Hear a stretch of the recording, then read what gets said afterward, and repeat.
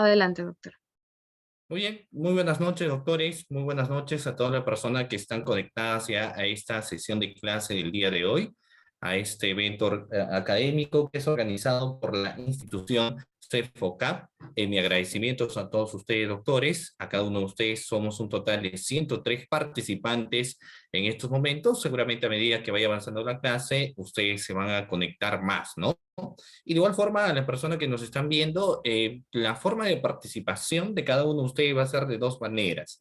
La primera es a través de la cajetilla de comentarios, ¿de acuerdo? Si ustedes tienen alguna duda y alguna pregunta sobre la temática que vamos a vertir en esta ocasión, lo pueden hacer llegar a través de lo que viene a ser la cajetilla de comentarios. Es una primera forma en la cual ustedes pueden participar, ¿de acuerdo? A través de la cajetilla de comentarios.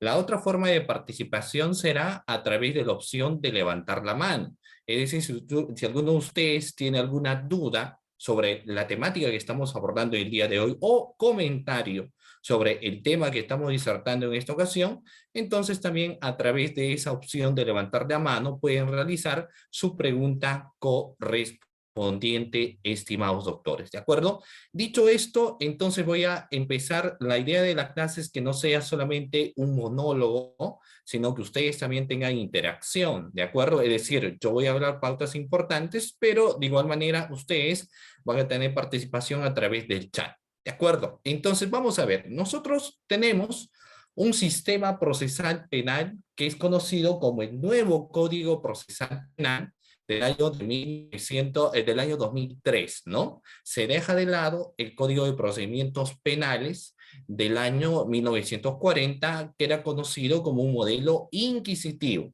Actualmente se entiende que contamos con un nuevo Código Procesal Penal que es garantista, acusatorio y adversarial.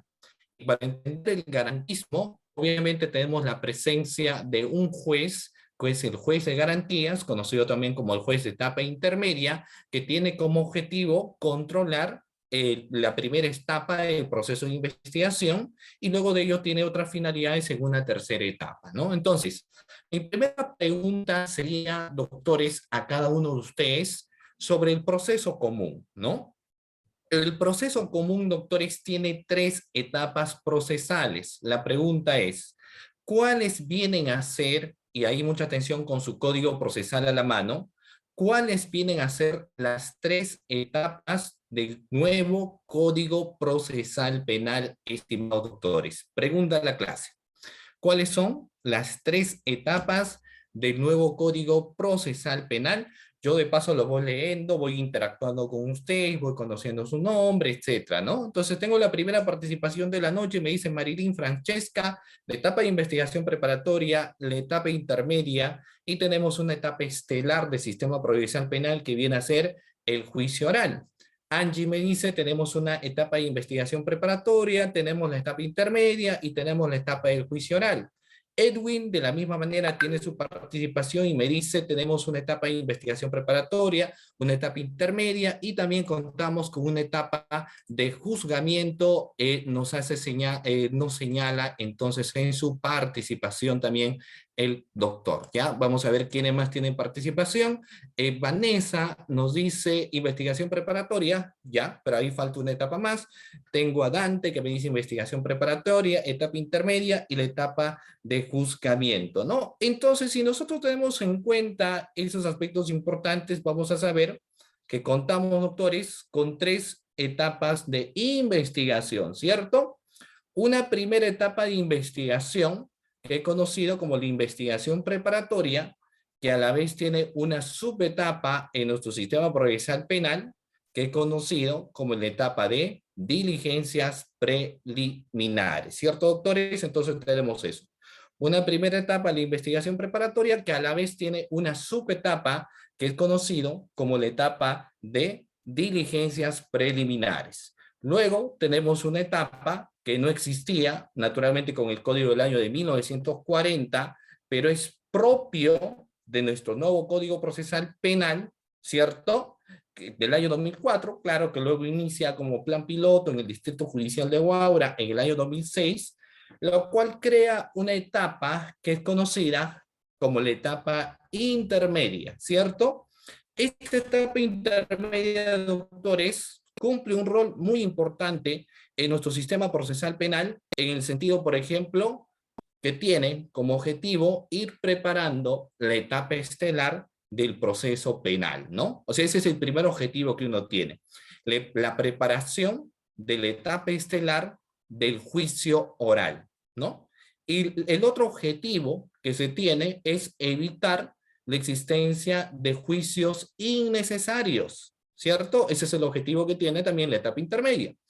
Y luego encontramos a la vez una etapa estelar de nuestro sistema procesal penal que viene a ser la etapa del juicio oral, ¿no? Entonces, en ese sentido, lo que nosotros encontramos es tres etapas procesales. Y la interrogante es, ¿y dónde queda, doctores, la etapa de diligencias preliminares? La etapa de diligencias preliminares forma parte de qué estadio procesal. Pregunta la clase.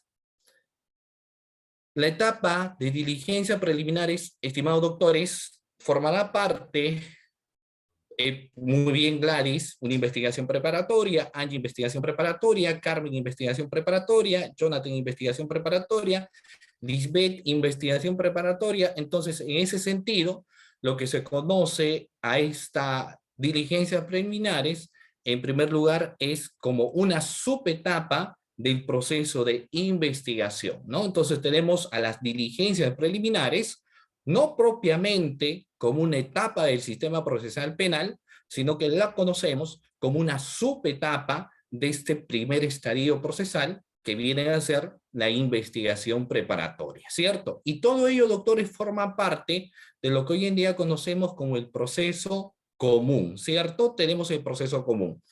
Otro punto muy importante y característico de este sistema procesal penal con esas tres etapas es que, por ejemplo, se dan roles diferenciadores, ¿no? Tenemos un rol a cargo del Ministerio Público, tenemos un rol a cargo de la defensa, se crea la participación, obviamente, de un juez de garantías, ¿no? Tenemos un juez de juzgamiento, o juez de garantías, o juez de etapa intermedia, en las cuales se definen roles procesales, ¿cierto?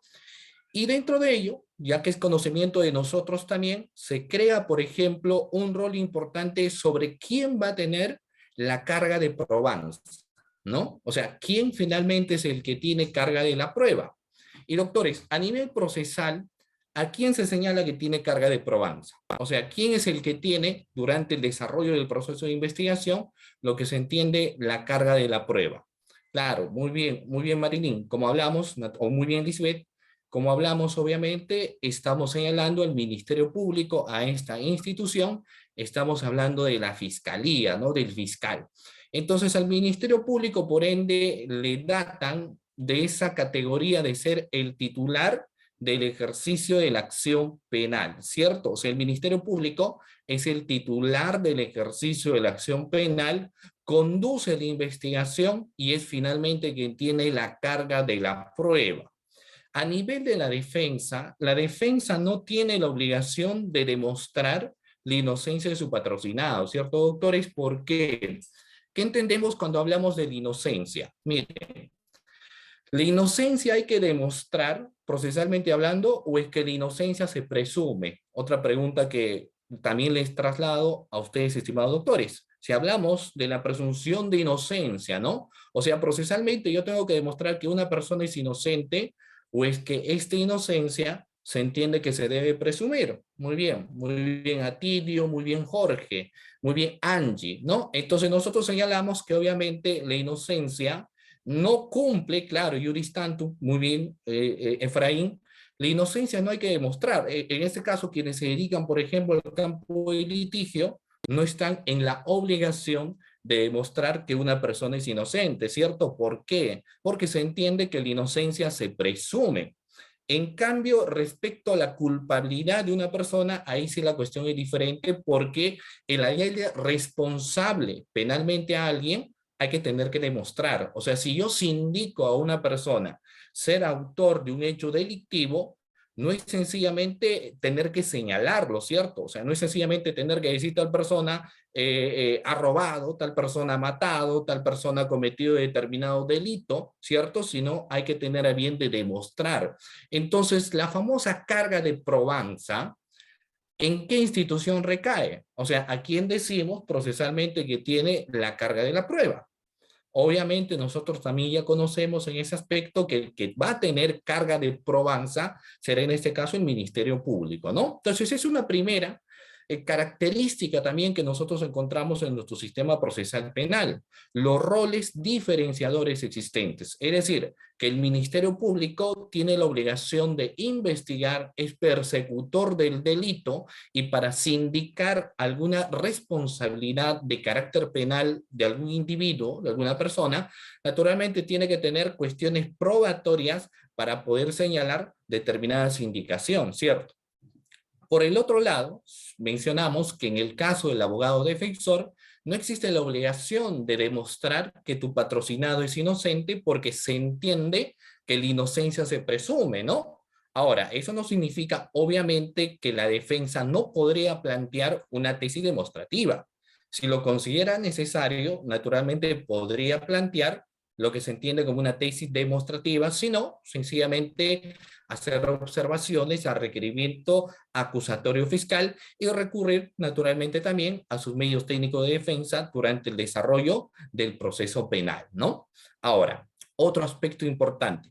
El sistema procesal penal también, doctores, tiene lo que se conoce hoy en día como los tiempos procesales, ¿cierto? Los tiempos procesales, es decir, ya no tenemos un nivel de investigación sin que no exista plazos a nivel del proceso, sino que nuestro sistema procesal penal tiene plazos. Se entiende en el contexto teórico que los plazos son de estricto cumplimiento y aparte de ellos son perentorios, ¿no? Y si en el caso, por ejemplo, no se cumplen los tiempos procesales, la defensa puede recurrir a una institución procesal. La pregunta es, si la defensa, ¿cierto? Naturalmente considera que el plazo del fiscal ha excedido a nivel de investigación, lo que tendrá que recurrir, muy bien, como dice la doctora Marilyn, como dice el doctor Amador, como dice Angie, tendrá que recurrir a una institución tan importante como viene a ser, por ejemplo, el control de plazo, ¿cierto? El control de plazo. Entonces, hay que tener en cuenta también ese aspecto, ¿ya? Pero ahí ingresa algo que es muy interesante. Si nosotros señalamos, doctores, que a nivel de un proceso de investigación los plazos son de estricto cumplimiento, y ustedes me han señalado que si el fiscal no tiene a bien, por ejemplo, de cumplir los plazos, uno puede recurrir a una institución procesal como viene a ser el control de plazo. Pero si yo quiero recurrir a dicha institución, lo que primero tengo que tener en cuenta es también los tiempos procesales, ¿cierto? Entonces, respecto a ese tema, también hay algo que es muy importante. Nuestro proceso penal se divide en cuestiones de investigación, ¿cierto? Dentro de ello tenemos los diferentes casos. Podemos esto diferenciarlo en los casos simples, en los casos complejos o en los casos de criminalidad organizada, ¿cierto, doctores? Muy bien. Si yo hablo de un caso simple, pregunta la clase, caso simple, ¿cuánto es el tiempo del proceso para investigar en un caso simple? Muy bien, tengo un total de 120 días para investigar en los casos simples, ¿correcto? Caso simple, 120 días.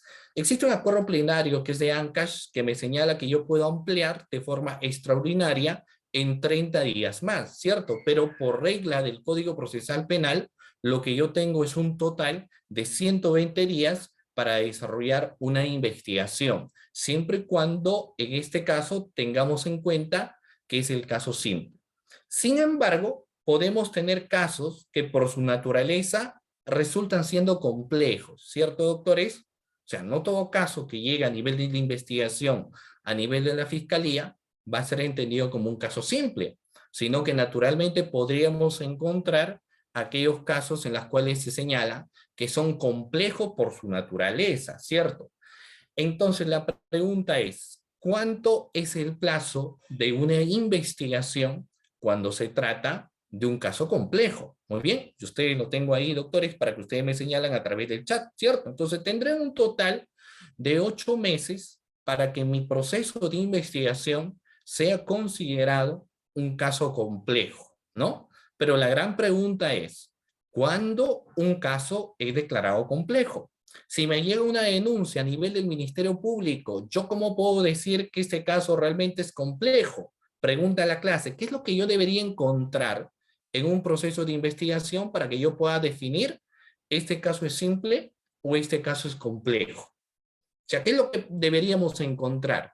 Existe, muy bien Marilyn, me dice, requiere una cantidad significativa de actos procesales, varios imputados o agraviados, ¿no? Una pluralidad de delitos, si es que yo tengo que realizar requerimientos requerimiento de levantamiento secreto bancario, requerimiento de levantamiento de secreto de las comunicaciones, cuando yo tengo abundante documentación, cuando yo tengo que realizar diligencias internas o externas. En pocas palabras, no es que yo declaro un caso complejo porque a mí me gusta declarar un caso complejo, ¿cierto? Sino que yo declaro un caso complejo porque obviamente las características especiales de cada delito que llega me permiten a mí decir que este caso yo no lo voy a considerar un caso simple, sino que naturalmente este caso será considerado un caso complejo. Y yo ya les he señalado, y ustedes también lo han manifestado, aquellas características en las cuales un caso se declara complejo. El tiempo procesal existente es de 8 meses para investigar en diligencias preliminares, por ejemplo, ¿no? Ahora, ¿qué sucede si el caso me data, por ejemplo, en las típicas investigaciones de lavado de activo o crimen organizado? ¿Cuál viene a ser el tiempo procesal en estos casos, ¿no? O sea, si yo voy a llevar a cabo una investigación de lavado de activo, voy a llevar a cabo una investigación de crimen organizado, entonces mi tiempo de investigación en este caso será ¿cuánto, doctores? Obviamente ya no van a ser 120 días, tampoco van a ser 8 meses, sino que tendremos, doctores, un total de 36 meses para desarrollar una investigación, ¿no? Y fíjense ustedes que el tiempo de 36 meses se va a dar solamente en las diligencias preliminares, sin perjuicio que luego en la etapa de formalización de investigación preparatoria yo tenga 36 meses más, ¿cierto? Incluso Edilfredo también me señala lo siguiente, sin perjuicio de que el fiscal, cuando concluya su investigación, porque nosotros sabemos que una característica para emitir una disposición de conclusión de investigación preparatoria también viene a ser cuando el fiscal vea satisfecho su objetivo de investigación. Entonces, si me interesa que a mí se me hayan concluido en un caso simple el tiempo, en un caso complejo el tiempo, o en un caso de criminalidad organizada el tiempo, entonces si el fiscal lo considera necesario, podría recurrir, por ejemplo, a lo que viene a ser una prórroga de investigación preparatoria. O sea, finalmente, ¿existe otra alternativa? Por supuesto que sí. Podríamos recurrir a lo que es una prórroga de investigación preparatoria, ¿no? Entonces, fíjense ustedes que todos estos tiempos procesales, incluso un proceso simple, solamente en diligencias preliminares nos puede dar un total de 8 meses, sin perjuicio que el fiscal podría pedir una prórroga de investigación incluso por 4 meses más, ¿no? Es decir, un caso simple, mucha atención, un caso simple en un año, fíjense ustedes, 12 meses, recién podríamos tener una decisión de un fiscal. En un año, recién podríamos tener una decisión del fiscal. Sin perjuicio de que luego ingresa a la etapa intermedia, que tiene su propio tiempo procesal, y que luego ingresamos al juicio oral, que tiene su tiempo procesal. Entonces, existe una frase que señala, justicia que tarda no es justicia, ¿cierto, doctores? Sobre todo para quienes son agraviados o quienes vienen a ser testigos. Ellos señalan, fíjese, justicia que tarda no es justicia. Entonces, aparte del proceso común, ¿qué es lo que el legislador también toma en consideración, doctores, aparte del proceso común? ¿No? O sea, aparte del proceso común, ¿qué es lo que también procesalmente se tiene en cuenta? Dos cosas. Miren, las salidas alternativas, ¿cierto? En el proceso penal y los mecanismos de simplificación procesal, estimados doctores, no olvidar. Entonces, si yo no me quiero ir por la vía del proceso común, naturalmente tengo otras alternativas, ¿no? O sea, yo puedo recurrirme a través de los mecanismos de simplificación procesal o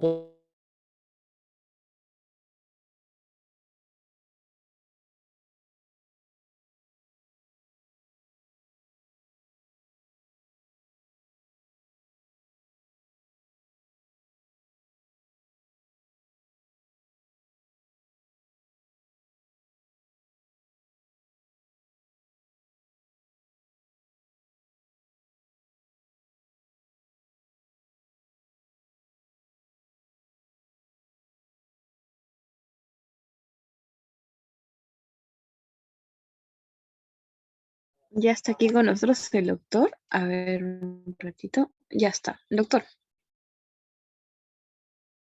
Hola. muy bien, sigamos, a ver. Ahí está. Sí, me lo Sí, doctor. me parece, doctora, no sé si puede revisar en todo caso su conexidad, porque acá estamos bien con la conexión, ¿ya? Ok, muy bien. Entonces, sigamos. Estábamos señalando, doctores, fíjense ustedes, las salidas alternativas en el sistema procesal penal y también los mecanismos de simplificación procesal, ¿no? Entonces, como nosotros estábamos señalando, doctores, aquí podemos visualizar lo que son las etapas procesales, ¿correcto? Ya ustedes pueden verificar de existencia en primer momento de lo que viene a ser una etapa de investigación preparatoria, que es una primera etapa en nuestro sistema procesal penal, la investigación preparatoria. Luego ingresa otra etapa, como yo les señalaba, no existía con el código del año 1940. Eso es lo que viene a ser la etapa intermedia, telar de nuestro sistema procesal penal, como bienestar, por ejemplo, la etapa del juicio oral, ¿no? Entonces, encontramos, doctores, la existencia de estas tres etapas procesales. Una de ellas, la investigación preparatoria, la otra, la etapa intermedia, y la otra etapa que encontramos, naturalmente, viene a ser la etapa del juicio oral. Pero si nosotros no nos queremos ir por el proceso común, tenemos aparte de ello, doctores, otras dos vías a las cuales naturalmente nosotros podríamos recurrir. Dentro de ello tenemos las salidas alternativas y aparte de ello tenemos también naturalmente lo que vienen a ser los mecanismos de simplificación procesal. ¿De acuerdo? Entonces, tengo esas dos vías y estas tienen por naturaleza, es decir, tanto las salidas alternativas como lo que viene a ser los mecanismos de simplificación procesal, tienen por naturaleza de que no todo caso que llega como denuncia a nivel del Ministerio Público necesariamente tiene que ir por la vía del proceso común, ¿no? O sea, no todo caso que llega a nivel de cualquier forma de denuncia que se tiene que presentar en la Fiscalía necesariamente nosotros tenemos que ir por esas vías de las tres etapas procesales que anteriormente hemos señalado, sino que dependiendo naturalmente de cada situación o de cada caso, yo puedo irme a través de lo que son las salidas alternativas en un primer momento, o si no, podría irme también a través de la vía de los mecanismos de simplificación procesal. ¿De acuerdo? Muy bien. Vamos a analizar el primero de ellos. Por ejemplo, en las salidas alternativas, ¿qué es lo que yo tengo, doctores? O sea, ¿qué es lo que finalmente nosotros encontramos en las salidas alternativas? La salida alternativa también es un mecanismo alternativo de solución del fondo del conflicto penal, ¿no? Distinta, obviamente, a la persecución tradicional del proceso que viene a ser el juicio oral, y ahí se decide la responsabilidad penal de una persona, ¿cierto? Si se le condena o se le absuelve de alguna responsabilidad penal, y finalmente luego se arriba a un contexto de la pena privativa de libertad si es que nosotros encontramos como culpable a una persona, ¿no? Ahora, dentro de las salidas alternativas, nuestro sistema procesal penal ofrece, ¿no? Dos salidas. El primero de ello, hablar del principio de oportunidad, reglas del artículo 2 del Código Procesal Penal y también los acuerdos reparatorios, que son denominados también, doctores, como criterios de oportunidad, ¿no? Entonces, hace un tiempo me decían, pero entonces si yo tengo estas salidas alternativas, ¿por qué mi sistema, en todos los casos que llegan a nivel de una investigación, por qué no siempre yo me voy a través solamente de estas vías, ¿no? O sea, ¿por qué me tengo que ir siempre por el proceso común? Investigación preparatoria, etapa intermedia, etapa de juicio oral. Lo que sucede, doctores, es que no siempre las salidas alternativas se van a dar en todos los delitos. Por ejemplo, el principio de oportunidad, yo no puedo recurrir a esta salida alternativa cuando se trata, por ejemplo, de delitos de criminalidad organizada, delitos de lavado de activo, delitos de corrupción de funcionarios. Hoy en día, cuando se habla de las cuestiones de violencia contra la mujer o los integrantes del grupo familiar, tampoco yo puedo recurrir naturalmente a esta salida alternativa como el principio de oportunidad, ¿no? Entonces, solamente para determinados delitos, determinadas situaciones, es la que el fiscal podría optar no irse por el proceso común de las 3 etapas procesales que nosotros conocemos, sino que la otra vía que podría tener es irse a través de lo que son estas salidas alternativas, ¿cierto, doctores? Ahora ingresa lo siguiente. Aparte de estas salidas alternativas, también nuestro sistema procesal penal tiene lo que hoy en día conocemos como los mecanismos de simplificación procesal, ¿no? Y aquí ingresa mi interrogante a ustedes, en las cuales les voy a pedir su participación. Doctores, ¿cuántos mecanismos de simplificación procesal conocemos? A ver, doctores, a través del chat, pregunta, ¿cuántos mecanismos de simplificación procesal?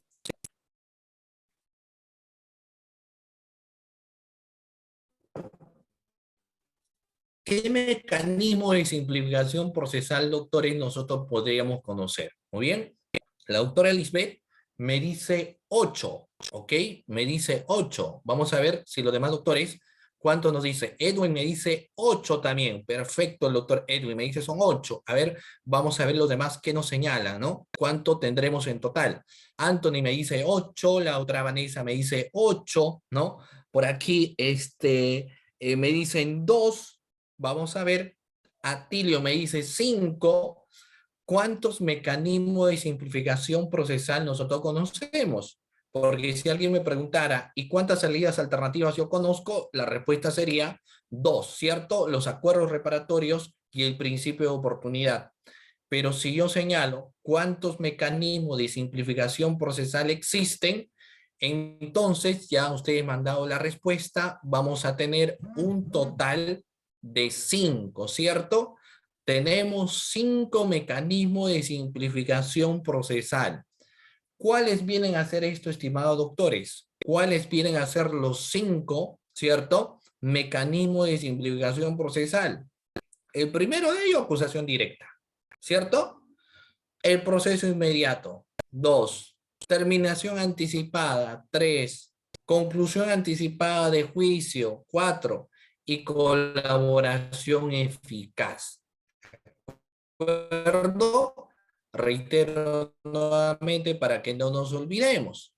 Estoy hablando de los mecanismos de 5 mecanismos de simplificación procesal, estimados doctores. ¿Cuáles vienen a ser? Nuevamente, la acusación directa, el proceso inmediato, la terminación anticipada, la conclusión anticipada de juicio y la colaboración eficaz. No nos olvidamos, 5 mecanismos de simplificación procesal, estimados doctores, nosotros finalmente vamos encontrando en nuestro sistema procesal penal, ¿ya? Y esta noche vamos a definir naturalmente cada una de ellas. Tengo a Rosana levantado la mano. No sé si tiene alguna participación, ¿sí? A ver, ya saben que ustedes pueden tener la participación a través de la opción también de levantar la mano, ¿ya? Muy bien. Vamos a ver acá. Voy a irme directo, luego voy a topar ello. Nos vamos a ir directo por el caso, doctores, de lo que viene a ser el proceso inmediato, ¿ok? Vamos a empezar señalando entonces el proceso inmediato conforme al decreto legislativo 1194, concepto de lo que viene a ser el proceso inmediato. Naturalmente, esa es una institución procesal. El proceso inmediato es una institución procesal, ¿no? Es un tipo de proceso especial que bajo ciertos presupuestos específicamente previstos en la ley, abrevian nuestro sistema procesal penal, porque como anteriormente nosotros lo señalábamos, son 3 etapas de nuestro sistema procesal penal: la investigación preparatoria, la etapa intermedia, la etapa del juicio oral. Sin embargo, yo recurro también a las salidas alternativas y los mecanismos de simplificación procesal. Y una de ellas, las que estamos analizando en esta clase, viene a ser el proceso inmediato. Respecto al proceso inmediato, lo que nosotros decimos es que va a suprimir la etapa de investigación preparatoria propiamente dicha y suprime también la etapa intermedia, ¿no? Entonces vamos a tener otras vías naturalmente, ¿no? ¿Y qué es lo que va a suceder ahí? ¿Cuál es la finalidad que uno tiene en la etapa intermedia? Naturalmente, simplificar el proceso. Como anteriormente nosotros señalábamos los tiempos procesales, no siempre el fiscal tiene que irse a través de la vía del proceso común. Si resulta siendo necesario, nos iremos por otra vía para que en menor tiempo yo pueda arribar, por ejemplo, a una solución de controversia, ¿no? Entonces, en ese caso en particular, sabemos que la finalidad es la de simplificar nuestro sistema procesal penal, eliminando lo que viene a ser la etapa de formalización e investigación preparatoria propiamente dicha y también la etapa intermedia, ¿no? ¿Y esto en qué ayuda al proceso? Pues a que se respete o se cumpla un principio tan importante a nivel de la investigación como viene a ser el principio de celeridad procesal, ¿no? El principio de celeridad procesal, que hoy en día la celeridad procesal, por ejemplo, colinda muchas veces con un tema de sobrecarga laboral. Y aparte de ello, esta etapa tiene como otro objetivo de que no siempre la investigación preparatoria resulta siendo necesaria a través de un proceso de investigación. Es decir, no todos los casos tienen que pasar por una subetapa que son las diligencias preliminares y pasar necesariamente por una etapa de investigación preparatoria. No, si que es necesario, recién nosotros podemos recurrir a una etapa de investigación preparatoria o si no, sencillamente las diligencias preliminares y recurrir a un mecanismo de simplificación procesal. ¿De acuerdo? Muy bien. Entonces alguien me diría, pero entonces, profesor, ¿por qué todas las denuncias que llegan a nivel del Ministerio Público yo no me voy a través del proceso inmediato, ¿no?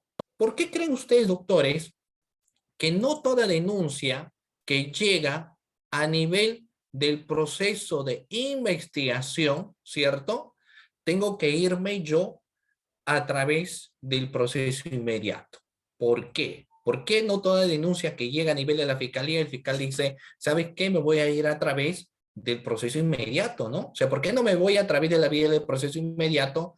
Porque para ello tenemos que cumplir una serie de exigencias que nos dice nuestro código penal.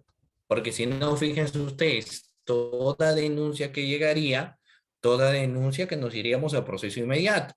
Ahora, ¿esto sería un beneficio? Yo creo que sí, pero no necesariamente toda denuncia que llega lo arribamos a un proceso inmediato porque hay unas exigencias, ¿no? Y para ubicarnos a ello es necesario señalar la ubicación normativa, ¿no? Y dentro de la ubicación normativa nos vamos a ubicar, por favor, en los siguientes articulados del Código Procesal Penal, ¿no?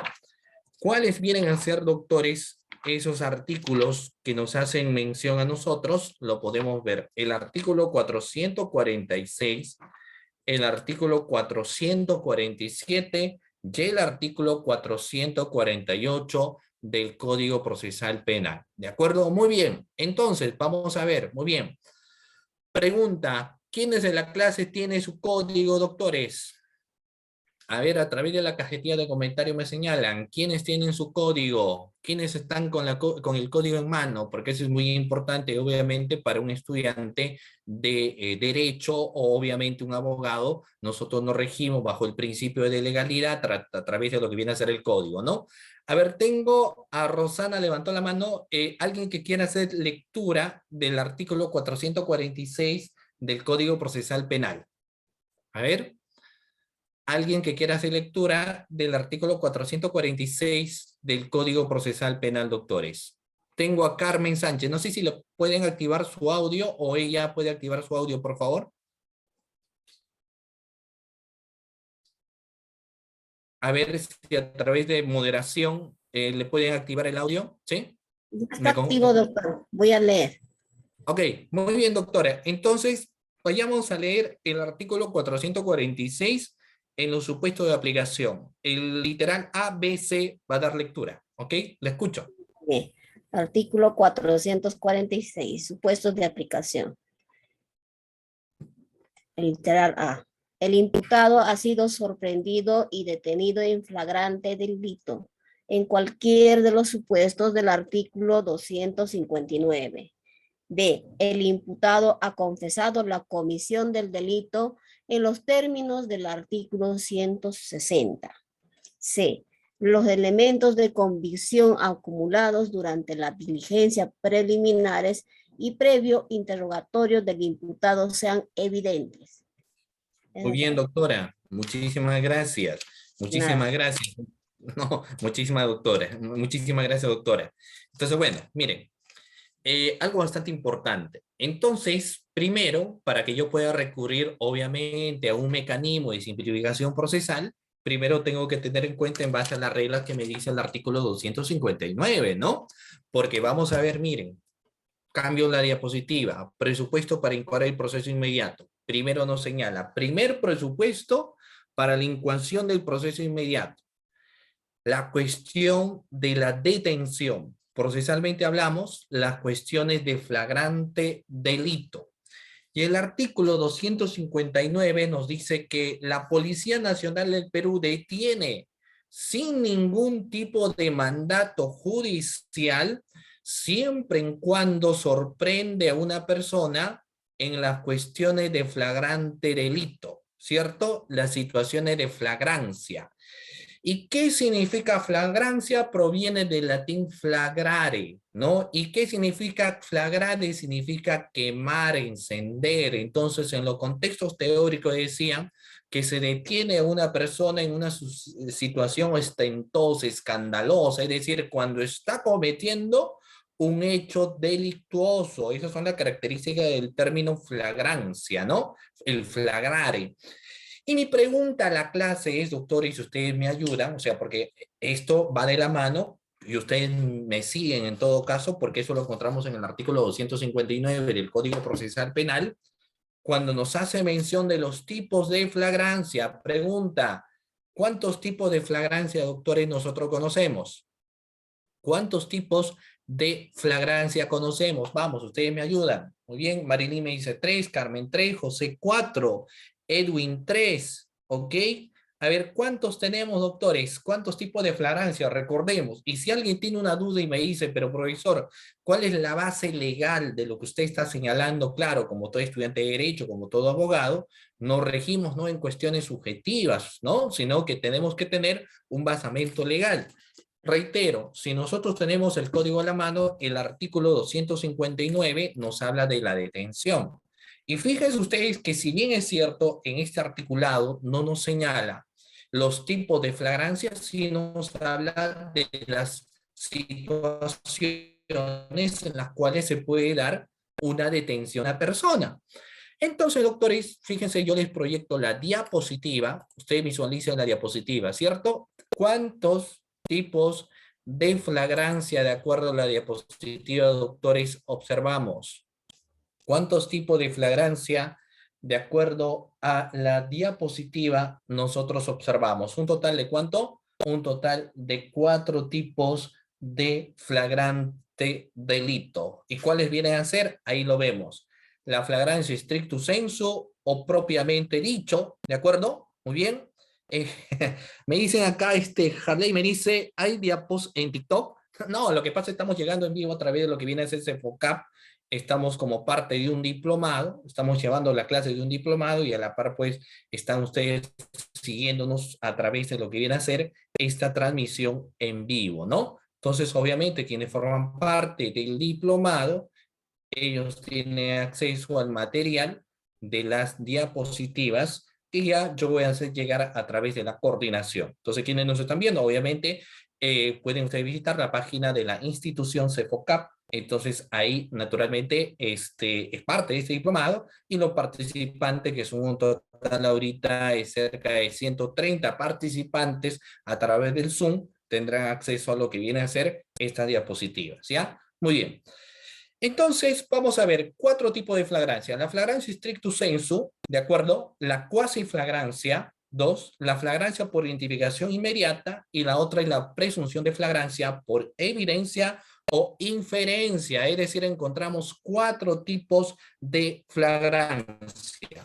Muy bien, y vamos a ver en base a las reglas del artículo 259 del Código Procesal Penal. Primero nos señala, ¿cuándo hablamos, doctores, nosotros de la flagrancia stricto sensu, ¿no? Cuando hablamos de la flagrancia propiamente dicha. Fíjense ustedes, existe una frase que ustedes seguramente también lo han escuchado cuando dicen, te sorprendí con las manos en la masa, ¿cierto? Te sorprendí con las manos en la masa. Es decir, si tú sorprendes a una persona con las manos en la masa, obviamente ahí ya no utilizan lo que viene a ser la deducción, porque una característica de la flagrancia stricto sensu es la inmediatez. Es decir, observas en ese momento cuando alguien está cometiendo un hecho delictuoso.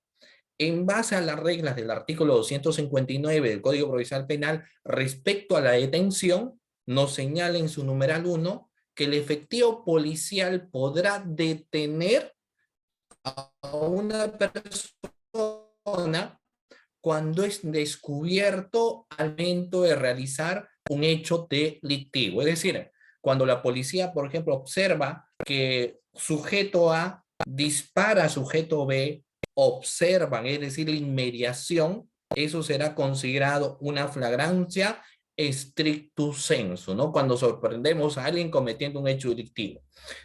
En los operativos, por ejemplo, que se realizan a nivel de una investigación, sucede exactamente lo mismo. Cuando denuncian a un funcionario público por el delito, por ejemplo, de cohecho, el Ministerio Público monta lo que viene a ser un operativo, ¿cierto? Y muchas veces observan y detienen a este mal funcionario público cuando está recibiendo la suma de dinero. A eso se le conoce, doctores, como una flagrancia stricto sensu, es decir, lo sorprendemos al momento de estar cometiendo el hecho delictivo. Por ende, que ustedes pueden ver, por ejemplo, en la diapositiva, ¿no? Uno de los requisitos es la sorpresa. Acá no, nosotros no nos regimos en una deducción, porque se realiza la visualización directa y efectiva por parte de los efectivos policiales sobre quién está cometiendo un hecho delictuoso, sobre quién está cometiendo un hecho contrario a norma. Es el primer tipo de flagrancia, ¿no? Luego de ello, doctores, tenemos el segundo tipo de flagrancia, que es conocido como la cuasi flagrancia, es decir, cuasi flagrante delito. Si nos remontamos al artículo 2, nos dice la gente acaba de cometer el hecho punible y es descubierto, ¿no? ¿Qué diferencia encontramos? De que aquí sí, por ejemplo, vamos a tener que hacer una deducción, ¿no? Deducción. En palabras de Jorge Alberto Silva, nos señalan que se detiene a una persona poco después de haber cometido un hecho delictivo, la cuasi flagrancia, ¿no? Es decir, por ejemplo, los efectivos policiales están realizando su patrullaje, escuchan disparos, entonces con su vehículo se van a ese lugar y observan el cadáver en el piso y a una persona que está sujetando el arma. Entonces proceden a su detención. Obviamente los efectivos policiales no han observado cuando este sujeto disparaba a la hora ya herido, ¿no? Pero ellos lo sorprenden después. Entonces ahí uno utiliza la deducción, que fíjense, no en todos los casos resulta siendo cierto. Y para ello yo les voy a contar luego un caso, ¿ya? Pero bueno, es la cosiflagrancia, ¿no? Utilizamos la inmediación. Luego tenemos la flagrancia por identificación inmediata. Ya, eso es otro aspecto, ¿no? Las cuestiones de flagrancia por identificación inmediata. El típico caso, porque yo les pregunto, a ver ustedes, invito a la participación de todas las personas que se encuentran aquí. Díganme, doctores, ¿cuántos de ustedes con la mano al pecho alguna vez no ha sido víctima de algún robo? A ver, o de algún hurto, pero no, de su celular, por ejemplo, de su billetera, de su tablet, ¿no? ¿Cuántos de ustedes, doctores, alguna vez no ha sufrido la sustracción de un bien, ¿no? Muy bien, por ejemplo, Jonathan me dice, yo en la avenida Grau, en el micro. Muy bien, los demás doctores quizás también han sufrido la pérdida de su celular, han sufrido un hurto quizás, ¿no? Sin llegar a la violencia o la amenaza. Muy bien, Natalie nos dice como 5 veces ha sufrido, obviamente también, y ha sido víctima de algún robo. La doctora Carmen también nos dice, yo en el micro me robaron la billetera cuando estaba todavía en la universidad, ¿no? Edgar también nos señala, ¿no? Tomás, entonces yo creo que la gran mayoría de personas alguna vez no ha sido pues víctima de lo que es un robo, ¿cierto? Entonces, en ese caso en particular, fíjense ustedes, doctores, pero así como hay personas, miren ustedes, que han sido víctimas de robo, ¿cuántos de ustedes todavía a la fecha no ha sido víctima de este delito, doctores? ¿Cuántos de ustedes no ha sido víctima todavía de algún robo? ¿No? Porque yo sé que hay algunos que todavía pues son invictos, ¿no? Que todavía no han sufrido la sustracción de su celular, ¿no? Hay muchos que son invictos y yo puedo leer en la clase que hay bastante que son invictos, ¿cierto? Pero pues doctores, esto solamente es cuestión de tiempo, ¿no? Es cuestión de que en unas semanas, en un mes, forman parte también del grupo de personas que han sufrido naturalmente esta sustracción, porque es una cuestión que lamentablemente sucede, nos atemoriza, pero es parte de la delincuencia, ¿no? Entonces uno tiene que entender y ser muy cuidadoso. En ese caso en particular, doctores, cuando alguien te sustrae tu celular, una regla por lo general es que el delincuente se escapa del lugar, ¿no? O sea, el delincuente te roba el celular y se va corriendo. Ya no sabes quién es el delincuente. O si en el caso, por ejemplo, hace pocos días una colega me dijo que estaba esperando su paradero, estaba esperando en el paradero su carro, estaba con su mamá y bajaron de ahí dos delincuentes en moto lineal con arma en mano, no tenían casco y se llevaron pues sus cosas, la arrastraron en el piso y se fueron, ¿no? Pero ella obviamente logró identificar quiénes eran los delincuentes. Entonces, la identificación, doctores, es una regla muy importante en las cuestiones de flagrancia por identificación inmediata. Pero fíjense ustedes, para poder identificar a alguien, no es suficiente dar datos generales, sino que es importante que yo tenga que señalar determinados datos específicos, ¿cierto? Es decir, no resulta siendo suficiente señalar datos generales, sino que resulta siendo muy importante señalar un dato específico. Por ejemplo, si los efectivos policiales llegan y preguntan a una persona que ha sido víctima de un delito, dígame cuáles eran las características de la persona que cometió este hecho.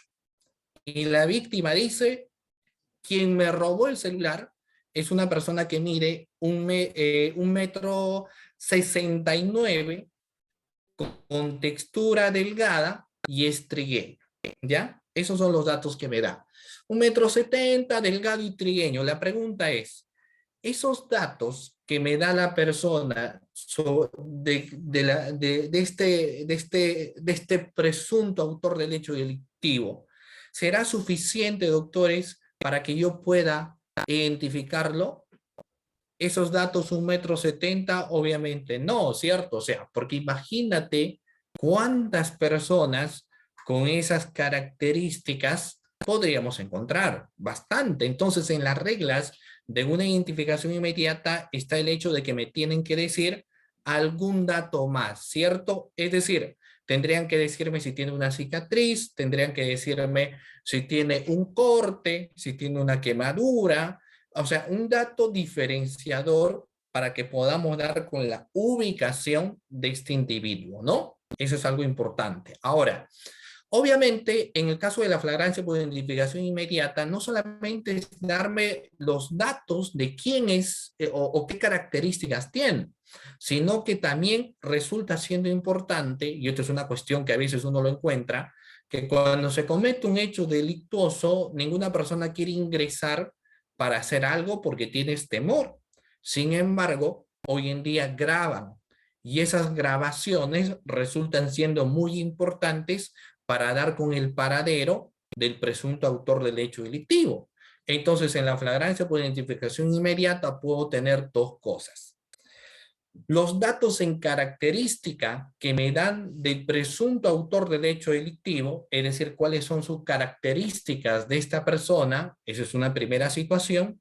Y la otra es que a través de las grabaciones, a través del video, yo puedo identificar plenamente quién sería el autor de este hecho, ¿no? Muy bien, entonces esa es la flagrancia. Ahora, una pregunta también típica es, ¿y cuánto tiempo yo tengo desde que lo identifico a este autor del hecho delictivo hasta que lo detengo, ¿no? O sea, ¿cuál es el tiempo, doctores? Pregunta también a la clase. ¿Cuál es el tiempo que yo tengo? O sea, a mí, por ejemplo, como efectivo policial, me dicen, ¿sabes qué? Los datos de la persona que cometió este delito es una persona que tiene un corte en la cara, está vestido de esta manera, ¿no? Entonces, ¿cuántos tiempos yo tengo para dar, ojo, con el paradero de esta persona en un tipo de flagrancia de un proceso común, ¿no? Tengo un total de 24 horas para dar con su paradero, desde el momento que yo tengo conocimiento, ¿no? No confundir con el caso ya de 48 horas, pero que se dan cuando ya la persona es detenida. Eso es otra cosa totalmente diferente, ¿no? O sea, lo que se tiene para las diligencias preliminares desde el momento que alguien puede ser detenido, ahí se tiene 48 horas. Pero en las cuestiones de flagrancia, sin efectuar todavía, por ejemplo, las diligencias preliminares, hasta que yo tenga que llegar a identificarlo, obviamente hacer actos de investigación o de búsqueda sobre todo, yo tengo 24 horas, pero desde que ya yo lo detengo para desarrollar todas mis diligencias de investigación, ahí yo tengo 48 horas, doctores, ¿ya? Tengo un total en esos casos de 48 horas. No olvidar, pero ya una vez desde que se da su detención. Siguiente. El cuarto, o la cuarta situación, nos señala la presunción de flagrancia por diferencias o 259 del Código Procesal Penal nos dice sobre la detención es cuando el agente es encontrado dentro de las 24 horas después de la perpetración del delito con efectos o instrumentos precedentes de aquel o que hubieran sido empleados para cometerlo o con señales en sí mismo o en su vestido que indiquen su probable autoría. Entonces, ¿qué nos dice en este tipo de flagrancia por evidencia o inferencia? Ustedes se recordaban que en la flagrancia stricto sensu se le sorprende a una persona cuando está cometiendo el hecho delictuoso. Es decir, aquí yo lo que utilizo es la inmediatez, la observación. Yo observo que están cometiendo ese delito en la flagrancia stricto sensu, pero en la flagrancia por evidencia o inferencias, en vez de que yo atrape a una persona con las manos en la masa, se lo atrapa con masa en las manos. ¿Qué significa de que alguien lo atrapa con más en las manos? Lo que pasa es que yo tengo que encontrarle con un indicio, con una evidencia de que este individuo sería el autor de un hecho delictivo. Es decir, tengo que encontrarle finalmente con algo que lo termina sindicando como autor del hecho. Hay un caso en particular, vamos a ver, miren, vamos a ver, miren. Por ejemplo, los vecinos de un condominio comunican a los efectivos policiales de que han encontrado a su vecina muerta. O sea, llaman obviamente la tesorera, la presidenta del condominio, llaman a los efectivos policiales y le dicen, hemos encontrado a nuestra vecina, pues, fallecida. Llegan los efectivos policiales, vamos a pasar a preguntar, obviamente, aparte de cercar la escena del delito, vamos a preguntarle con quién vive. Y ahí ingresa lo siguiente, si nos da como respuesta a los vecinos, la señora solamente vivía con su esposo, ¿no? O con su conviviente, y su conviviente la golpeaba. Nosotros somos testigos porque siempre peleaban como perros y gatos, siempre la agredía, y en ese momento que llega la policía no está su conviviente. La pregunta es, ¿de quién podrían sospechar? ¿De quién podrían sospechar? Obviamente del conviviente, ¿cierto? O sea, tú como efectivos policiales, ¿a quién tendríamos que buscar? Pues a su conviviente. Seguramente se encuentra en su casa, ¿cierto? Y fíjense ustedes, cuando uno llega a ese lugar, encuentras al conviviente y lo encuentras con arañones en la cara. ¿Por qué? Porque la víctima se estaba defendiendo. La encuentras incluso con un polo en la esquina que está manchado de sangre, ¿no? Entonces, ¿con qué la encuentras? La encuentras pues con evidencias, ¿no? Lo encuentras con evidencias que van a ser importantes porque esta sería una persona que habría cometido ese hecho delictuoso. Entonces, es un caso bastante particular, ¿no? A veces por una cuestión de deducciones uno dice, tal persona habría sido quien cometió el robo, ¿no? Y cuando uno va al lugar donde se encuentra esta persona, lo encuentras pues con el dinero en la mano. Entonces lo encuentras con la evidencia en la mano, ¿cierto? Entonces eso viene a ser, doctores, un tipo de presunción de flagrancia en razón a las evidencias que tú estás encontrando en ese momento, ¿ya? Muy bien, entonces, no nos olvidemos, doctores, ya para ir terminando esta parte, encontramos un total de ¿cuántos tipos de flagrancias, doctores, encontrábamos? ¿Cuántas flagrancias? Un total de 4 tipos de flagrancias, ¿no? ¿Cuáles vienen a ser ellos, doctores? ¿Cuáles son los 4 tipos de flagrancias?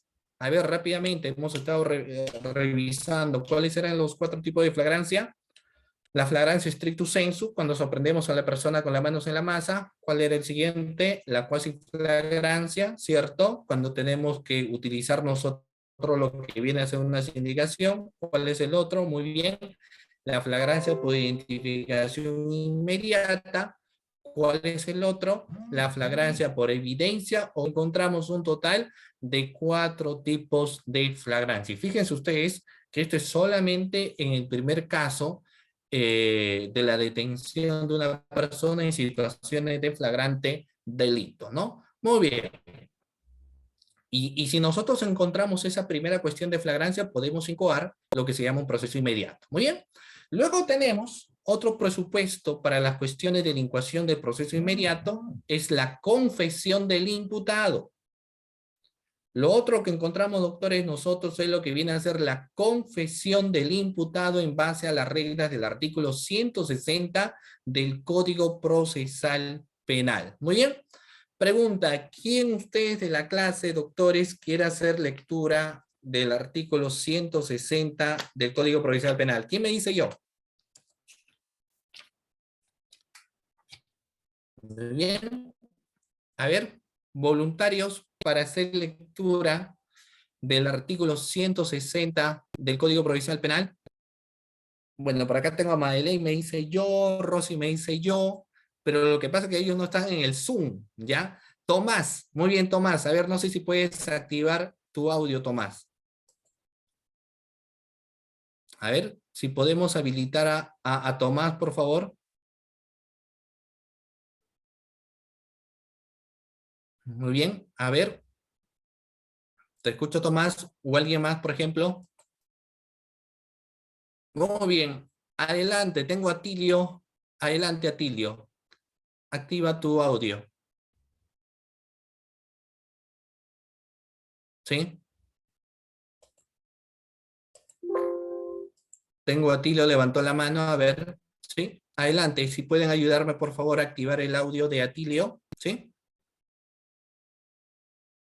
Muy bien. A ver, a la coordinadora, por favor, si puede ayudarle a activar el audio. Muy bien, ahora sí, si Atilio puede nuevamente participar, por favor, ¿sí? Doctor, muy buenas noches. Muy Eh, bien, buenas noches. Recién me Sí, activaron el audio. sí, Doctor, esto estoy viendo. Ok, el artículo muy bien, 160, Atilio. doctor, el artículo Ujú. 160 está referido al valor de la prueba de la confesión.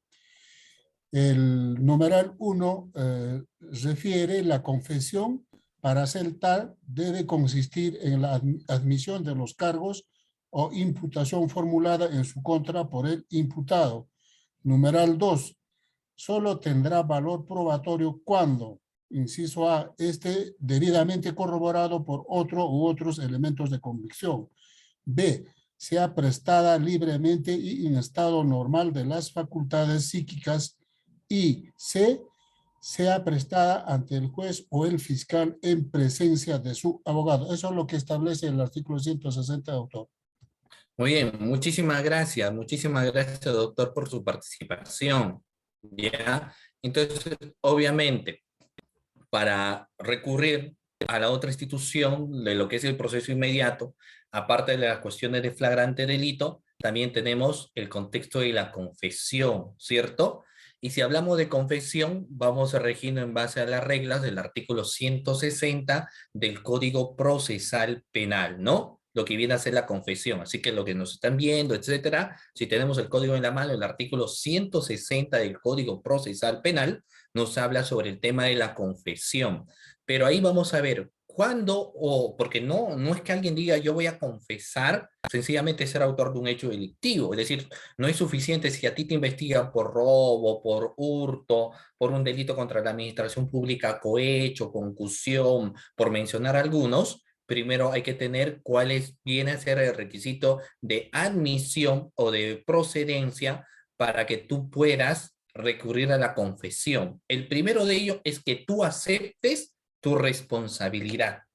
Es decir, si el Ministerio Público te está investigando por un delito de robo, para que tenga procedencia la confesión en base a la regla del artículo 160, tú tendrías que decir, sí, yo he cometido el delito de robo. Si a ti el Ministerio Público te está investigando por un delito, por ejemplo, de tocamientos indebidos, para que tú accedas a lo que es la confesión, tú tendrías que decir, sí, acepto ser responsable del delito de tocamientos indebidos. Entonces, el primer valor, ¿no? O sea, para la procedencia de la confesión, es que la persona investigada acepte su responsabilidad. Porque obviamente si tú le dices al fiscal, a ti te imputan, por ejemplo, un delito de robo y tú le dices, señor fiscal, yo quiero acogerme a la confesión, pero yo no soy autor del delito de robo, entonces fíjate que no tendrá procedencia las reglas del artículo 160, ¿cierto? Porque lo que tú estás diciendo es que yo no soy autor, tú tendrás que aceptar dicha responsabilidad. Si tú aceptas dicha responsabilidad, ingresa ya el numeral 2 del artículo 160, en la cual nos dice, primero y algo muy importante, de que lo que tú señalas tiene que estar debidamente corroborado con otro elemento de convicción, ¿no? O sea, no es suficiente con que una persona diga, yo soy autor del delito de robo, yo soy autor del delito de hurto, yo lo maté, ¿no? No es suficiente con ello, sino que tiene que existir una corroboración. Entonces, si yo digo soy autor de robo, tendré que tener primero la sindicación del agraviado. Tengo que tener las cámaras de videovigilancia. Tengo que haberle encontrado a esta persona con los objetos robados. Si una persona dice yo soy autor de un delito de homicidio, no es suficiente con que diga yo soy autor de este tipo penal, sino tendremos que tener también nuevamente quizás cámaras de videovigilancia. Tenemos que encontrar dentro del arma las huellas de esta persona, porque no es suficiente con que alguien diga yo soy autor, ¿cierto? Sino tiene esto que corroborarse con otros elementos periféricos. Luego nos dice, tiene que ser prestada libremente por la persona que está siendo sometida a una investigación. Es decir, la persona que está siendo sometida al proceso tiene que decir, yo quiero confesar, señor fiscal, yo quiero confesar cómo se han dado los hechos. El fiscal no podría obligarlo. Se entiende que ya no estamos en un modelo inquisitivo, ¿no? Es decir, el fiscal no podría decirle, habla, diga, confiesa, ¿no? Se da la libre potestad para que la persona sometida a una investigación diga, yo voy a declarar o yo no voy a declarar, yo voy a recurrir a la confesión o no voy a confesar, ¿no? Eso nos señala. Luego, tiene que estar, obviamente hay que ver si se encuentra dentro de sus facultades psíquicas. ¿Por qué nos señala, doctores, que se tiene que encontrar dentro de las confesiones psíquicas, ¿no? Psicológicas? Porque hay una persona que puede ser un mitómano, ¿no? O sea, una persona que le gusta mentir, o una persona que le gusta, y es que no se trata del arte de la mentira, ¿no? Como por ahí hemos señalado. Acá lo que se trata es a nivel de una investigación hallar la cuestión de la verdad. Ahora, obviamente, la persona que me va a dar una versión me tiene que decir algo verídico. No me puede decir una falacia, pues. Por ende, que nos exige a nosotros corroborar, ¿cierto? Por eso nos tienen, obviamente, que ayudar a un tema de una corroboración. Ahora, naturalmente, para que tenga valor probatorio, tiene que ser prestada ante un juez o ante un fiscal. Y por último, nos dicen que esa confesión tiene que ser sincera o tiene que ser quizás una confesión espontánea, estimados doctores, ¿ya? Esto para tener en cuenta, ¿de acuerdo? Muy bien. Yo les voy a pasar unos materiales, por favor, solamente para pasarles materiales yo a través del chat. Miren, yo les voy a dejar mi número de WhatsApp, ¿ya? Ustedes pueden ver ahí, doctores, yo les estoy dejando el número de WhatsApp, que es el 997-588013. Reitero nuevamente el número de WhatsApp, 997-588013. La clase terminan a las 10. Entonces, ustedes pueden escribirme antes, solamente antes de las 10, para que yo lo remita, obviamente, este material y otro, ¿ya?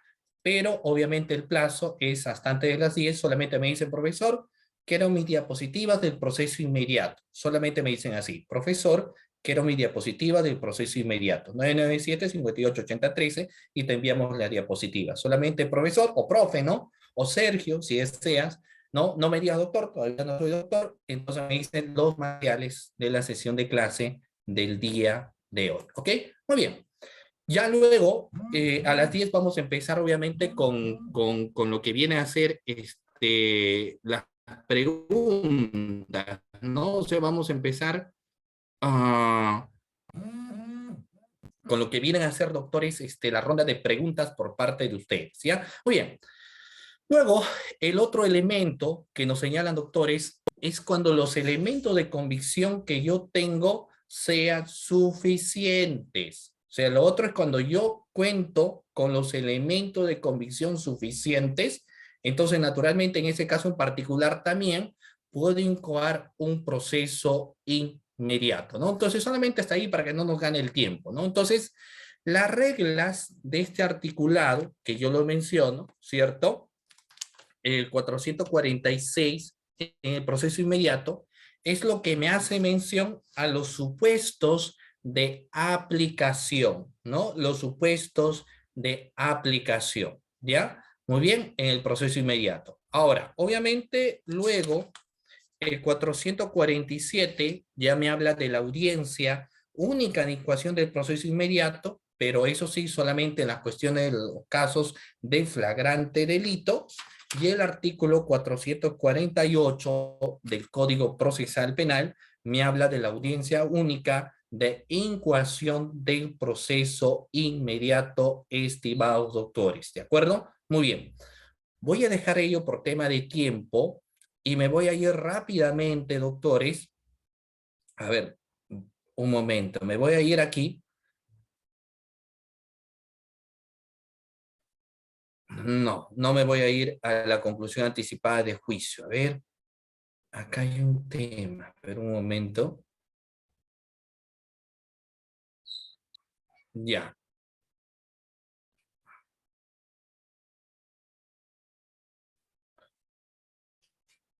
Ya.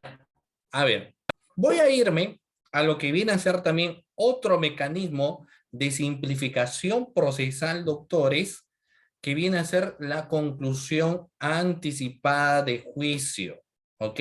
La conclusión anticipada de juicio en base a las reglas, donde nos vamos al artículo 372 del Código Procesal Penal, ¿ya? O sea, todos nosotros nos vamos al artículo 372, doctores, por favor, del Código Procesal Penal, ¿no? Muy bien.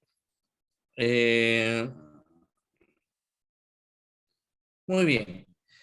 Para ello, doctores, alguien de ustedes, como estoy haciendo la participación de la clase, alguien de ustedes, doctores, ya, y no se preocupen, ustedes hagan todas las preguntas que consideran necesarias al término de mi disertación, voy a responder todas las inquietudes que ustedes tienen, ¿de acuerdo, doctores? No se preocupen, ustedes formúlame las preguntas nada más y yo al término de ello, naturalmente voy a responder las inquietudes que ustedes tengan. Ahorita quizás no les estoy respondiendo porque quiero correr todavía con el tema de nuestra exposición, ¿ya? Muy bien.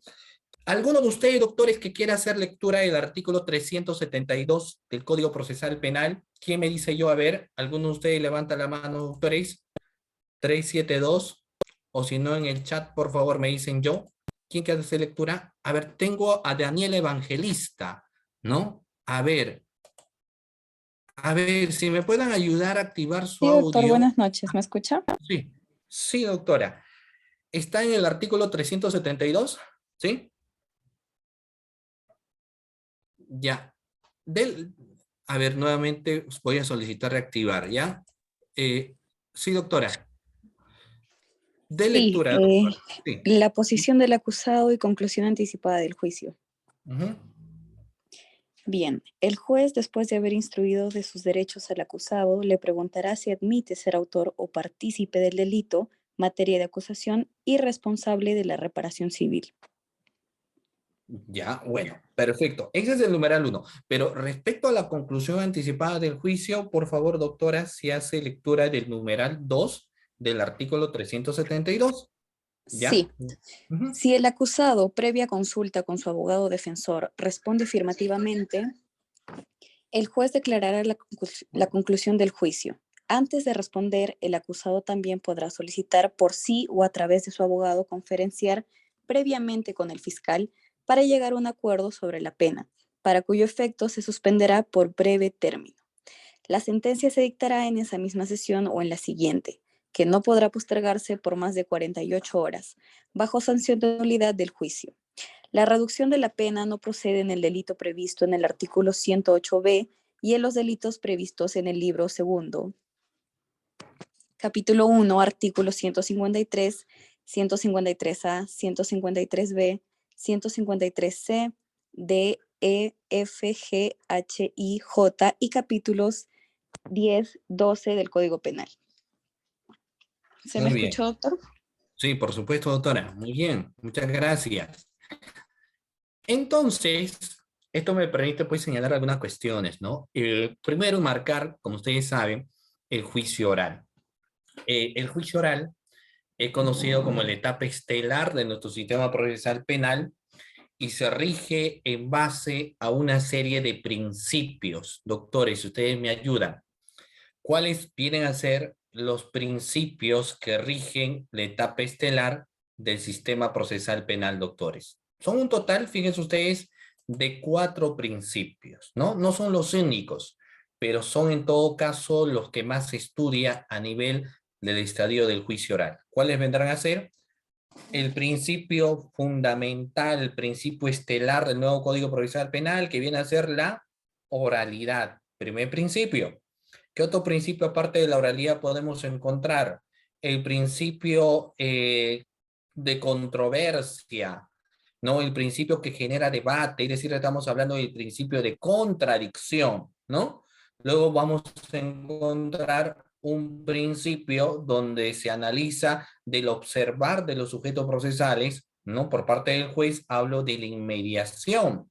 y luego yo señalo como otro principio el principio de la publicidad. Entonces encontramos 4 principios a nivel del juicio oral. La oralidad, principio bandera, la contradicción, la inmediación y la publicidad. Ahora, fíjense ustedes que en el juicio oral se llega, y esta es otra pregunta que también les voy a señalar a ustedes, se llega a lo que hoy en día se conoce con sus teorías del caso. Es decir, el Ministerio Público tiene su teoría del caso sobre un hecho que se habría suscitado, y la defensa también tiene su propia teoría del caso sobre un hecho que se habría tenido a bien de suscitar, ¿no? Pero esas teorías del caso que llegan van a pasar a través de lo que viene a ser, como viene a ser el alegato de apertura, como viene a ser el alegato de clausura, la presentación de nuevos medios de prueba, ¿no? De documento, declaración del imputado, declaración del perito, declaración del testigo, etcétera. Entonces vamos a tener que pasar naturalmente por todas estas vías, ¿no? Hay algo que siempre caracteriza a la etapa del juicio oral, es lo que hoy en día se conoce, por ejemplo, como vienen a ser las técnicas de litigación oral, ¿no? Antes de pasar a este mecanismo de simplificación procesal. Y el hablar de una técnica de litigación oral genera naturalmente una serie de controversias. Por ejemplo, ¿será lo mismo, doctores? Pregunta la clase. ¿Será lo mismo hablar de una técnica de litigación oral y de un estilo de litigar, o será diferente, ¿no? O sea, ¿encontramos similitud o existe diferencia entre una técnica de litigación oral o un estilo de litigar? Por ejemplo, si yo al momento de desarrollar mi alegato de apertura empiezo exponiendo en voz alta, ¿no? Quizás hasta el punto de gritar, ¿no? Mi defensa, vamos a demostrar, vamos a comprobar, etcétera. Entonces, si yo empiezo así mi alegato de apertura, levantando la voz, la pregunta es, ¿esto forma parte de una técnica de litigación oral o es que esto es un estilo de litigar? Si yo al momento de desarrollar mi exposición lo hago sentado o lo hago de pie, ¿esto es una técnica de litigación oral o es que es un estilo de litigar, ¿no? Entonces, esto forma parte, y seguramente ustedes más adelante lo van a ver a través de los talleres, que existe una gran diferenciación entre lo que es una técnica, pues es un estilo de litigar, ¿no? Los estilos, cada uno de ustedes lo tienen. Tú puedes tener a fiscales o abogados defensores cuyos estilos de litigación a ti te llamen la atención. Entonces, si a ti te gusta ese estilo de litigar, puedes copiarlo, puedes amoldarlo, puedes perfeccionarlo. No, eso es un estilo de litigar. Pero una cosa diferente es una técnica de litigación oral.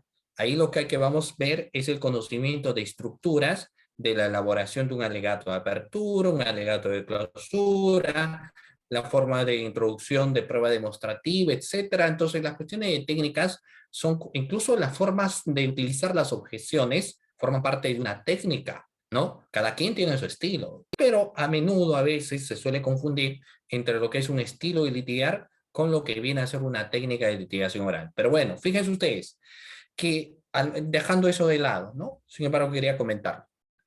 Pero aparte de ello, ustedes también entienden, doctores, que fíjense ustedes que en el juicio oral, ¿no?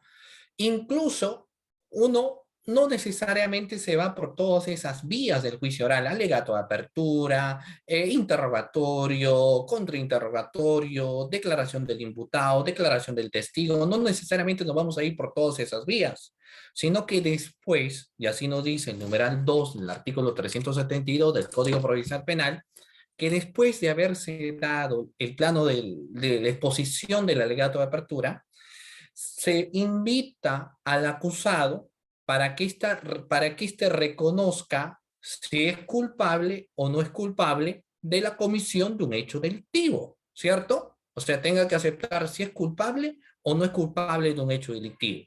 Si su respuesta es, soy inocente, entonces, ¿qué sucede con el proceso? Continúa, ¿cierto? ¿Acepta la imputación del Ministerio Público? No lo acepta. ¿No? Entonces, bueno, sigámonos con el proceso de investigación. Pero, ¿qué sucede si el imputado dice la verdad? En este caso, su condición ya es de acusado. Si el acusado acepta y dice, muy bien, yo acepto mi responsabilidad penal, acepto la reparación civil. Entonces, si eso se evidencia, lo que nosotros arribamos, en base a la regla del artículo 372 del Código Procesal Penal, a la conclusión anticipada del juicio. Naturalmente, habrá pues un beneficio premial en quien se acoja a este tipo de confesión, ¿ya? Muy bien, no nos olvidemos entonces, doctores. Ahora, y ahí también otra cosa muy importante. Yo puedo aceptar, o sea, yo acusado podría aceptar la responsabilidad penal, ¿no? Pero quizás no acepte la reparación civil. Entonces, si yo no he aceptado la reparación civil, por esa vía nosotros nos iremos para finiquitar el proceso, ¿no? O sea, ya no será el tema de demostrar algo, sino nos centraremos básicamente si el pago de reparación civil es lo adecuado, no es lo adecuado, la forma, etcétera, ¿no? Entonces, en conclusión, no es que cuando un caso llega a juicio, necesariamente tenemos que pasar por todas las etapas existentes, sino que si es que se cumplen, como he señalado, el hecho de aceptación de responsabilidad de acusación, podríamos irnos a través de esa otra vía, ¿ok? Muy bien, vamos a ver. Luego voy a pasar aquí a la colaboración eficaz, ¿no? La colaboración eficaz, y nos vamos a ir aquí en base a las reglas del artículo 472. Fíjense ustedes, doctores, nos vamos a ir en base a la regla del artículo 472, sección 6, donde nos habla el proceso de colaboración eficaz. ¿De acuerdo? Nos va a hablar respecto al proceso de colaboración eficaz, las reglas del artículo 472. Muy bien, vamos a ver ahí lo siguiente. Hablar de colaboración eficaz pues genera una serie de controversias, ¿no? Hablar de colaboración eficaz nos permite a nosotros analizar varias cosas. Primero, quienes sostienen de que no es un proceso, sino que es un procedimiento especial. De ahí las cuestiones, por ejemplo, diferenciadoras, ¿no? Pero vamos a ver ahí lo siguiente. ¿Por qué se crea esta institución de la colaboración eficaz? Nace básicamente para combatir lo que son conocidos como los delitos no convencionales, ¿ok? Los delitos no convencionales. Pregunta, ¿qué diferencia existe o cuáles vendrán a ser los delitos convencionales? Pregunta la clase. A ver, ¿quién me dice cuáles son los delitos convencionales? ¿Y qué delitos no convencionales encontramos? Vamos a ver, miren. Un delito convencional es conocido un delito común. Es conocido como un delito frecuente. ¿Qué delitos en frecuencia, doctores, hoy en día evidenciamos? O sea, ¿qué delitos frecuentes? Muy bien, Tomás, homicidio, Marilyn me dice hurto y robo, ¿cierto? Violencia sexual, Lenin me dice robo, muy bien, Lenin, ¿no? Entonces, son lo que cotidianamente suele suceder, ¿no? Por ejemplo, si tú vas a una fiscalía penal, ellos tienen casos de robo, hurto y pueden llegar a un promedio de 200 casos, 300 casos, o sea, pocos días. Yo me reunía con un amigo que es fiscal en las investigaciones de violencia contra la mujer y los integrantes del grupo familiar, y él adivina lo que me decía, que diariamente ingresa un total de 200 denuncias en una fiscalía de violencia contra la mujer y los integrantes del grupo familiar. Fíjense ustedes, 200 denuncias, en dos días ya tienes 400 casos. Son delitos convencionales, comunes, frecuentes, que se suelen dar, ¿ya? ¿Y cuáles vendrán a ser, doctores, los delitos no convencionales?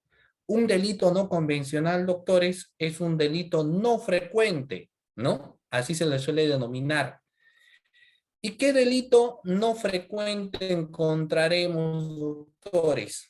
¿Qué delito no frecuente? No común, entre comillas, porque hoy en día, pues, como que todos los delitos se han vuelto comunes, ¿no? Por ejemplo, un delito no común, como me dice el doctor Jonathan, sería lavado de activos, corrupción de funcionarios, ¿no? Y las cuestiones de criminalidad organizada. Esos son considerados delitos no convencionales, delitos no comunes, pero ustedes saben pues que eso es finalmente un tema de terminología porque hay muchos temas de delitos de corrupción, ¿no? Pero bueno, así nos señala. Entonces, La figura de la colaboración eficaz nace para combatir delitos no convencionales. Reitero, la institución de la colaboración eficaz nace para luchar contra los delitos no frecuentes, contra los delitos no convencionales. Para eso nace, ¿no? ¿Por qué? ¿Qué característica tiene un delito no convencional? Que quienes cometen este delito, por lo general, no es una sola persona, sino que quienes cometen este delito son por un grupo de individuos, es decir, son considerados como pluralidad de agentes, pluralidad de imputados. Entonces, si yo tengo pluralidad de imputados, gracias a la institución de la colaboración eficaz, yo puedo poder seguir identificando a quienes más son los integrantes de una organización delictiva. Y aparte de ello, yo podría a través y gracias a los colaboradores eficaces poder realizar diligencias que permitan tener elementos de convicción, requerimiento acusatorio, ¿no? Entonces, por eso, doctores, es la que nace esta institución de la colaboración eficaz, ¿no? Concepto, ustedes lo pueden ver ahí en la diapositiva. Entonces, la colaboración eficaz es un proceso especial reconocido por nuestro Código Procesal Penal en los artículos 472 del Código Procesal Penal y siguiente, ¿no? Adicionalmente, la colaboración eficaz tiene su decreto legislativo número 1301, donde también nos habla de las vías o procedimientos en las cuestiones de la colaboración eficaz, ¿no? Entonces, si hablamos de colaboración eficaz, tenemos que señalar a quién es un colaborador eficaz. Ojo, no olvidar y no confundir un colaborador eficaz con un testigo protegido. Son cosas totalmente diferentes. Una cosa es un colaborador eficaz, otra cosa muy diferente es un testigo protegido. Vamos a ir ahí el colaborador eficaz, la colaboración eficaz. La colaboración eficaz es una institución no autónoma, es una institución autónoma no contradictoria, ¿no? Basada siempre en un principio que es consenso entre las partes y la justicia penal negociada. ¿Qué significa? De que el colaborador eficaz va a tener un beneficio en base a la información que me da, pero eso sí, mucho cuidado, información que tendrá que ser corroborada por el Ministerio Público, ¿no? ¿Quién es un colaborador eficaz? Previo a llegar a un colaborador eficaz, primero se habla de un postulante a ser colaborador eficaz, ¿no? Entonces, el postulante a la colaboración eficaz o a ser colaborador eficaz nace como un postulante, ¿no? Y si ese postulante da información de calidad, se firma un acta de colaboración eficaz. Y él será en este caso ya no postulante a colaborador eficaz, sino será colaborador eficaz. ¿Y quién es el colaborador eficaz? Es una persona sometida, puede ser a una investigación, es decir, puede ser un investigado, puede ser un sentenciado o puede ser una persona que todavía no es sentenciada, ¿no? Una persona que ni siquiera es investigada, o sea, un tercero podría ser todavía colaborador eficaz, ¿no? Ahora, el artículo 472 nos señala lo siguiente, para ahí también voy a pedirles a ustedes que me ayuden a dar lectura, ¿ya? Muy bien, vamos a ver, pregunta a la clase, ¿quién quiere hacer lectura del artículo 472 del Código Procesal Penal? Tengo acá dos participantes, si me ayudan por favor ahí en la moderación, ya tengo podemos activar su audio por favor, tengo a Daniela, a ver, no sé si me escucha Daniela, con su audio, ¿sí? Sí podemos, y tengo a Tomás. Doctor, sí. Sí, sí. Va a leer por favor el artículo 472 del Código Procesal Penal, ¿ya? Artículo 472 del Código Procesal Penal.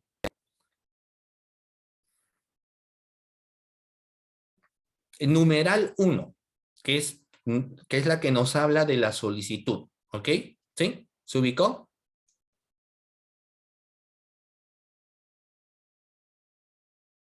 A ver, ¿está Daniel ahí?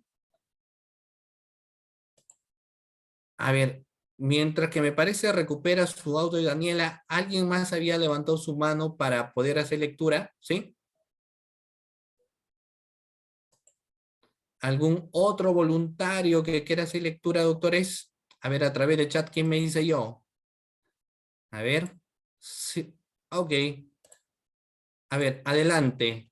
Sí, sí puede activar, por favor, su micrófono.